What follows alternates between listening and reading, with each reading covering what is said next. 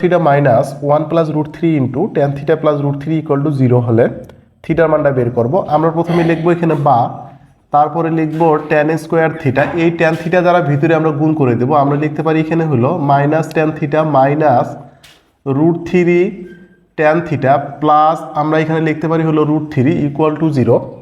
আমরা এখান থেকে ট্যান থিটাটা কমন নিতে পারি। ট্যান থিটা কমন নিলে আমরা পাবো ট্যান থিটা মাইনাস 1 মাইনাস এখান থেকে আমরা রুট থ্রি কমন নিব, তার মানে আমরা পাবো tan theta minus 1 equal to 0। বা একটা ট্যান থিটা আমরা এখান থেকে কমন নিতে পারি -1, আর অবশিষ্ট থাকবে হলো এখানে হলো tan theta minus root three equal to 0।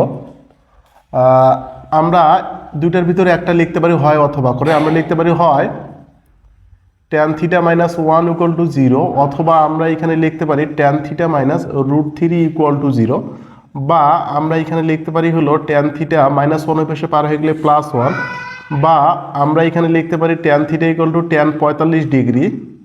দেখুন ট্যান ট্যান কাটা গেলে অতএব আমরা থিটা ইকুয়াল টু লিখতে পারি এখানে হলো 45 ডিগ্রি। এখানে কি লিখতে পারি, বা ট্যান থিটা ইকুয়াল টু আমরা রুট থ্রি পাশে পার হয়ে গেলে প্লাস রুট থ্রি হয়ে যাবে, বা আমরা এখানে ট্যান থিটা ইকুয়াল টু লিখতে পারি ট্যান 60 ডিগ্রির মান কিন্তু রুট থ্রি হয়। ট্যান ট্যান বাদ গেলে আমরা থিটা ইকুয়াল টু লিখতে পারি এখানে হলো 60 ডিগ্রি।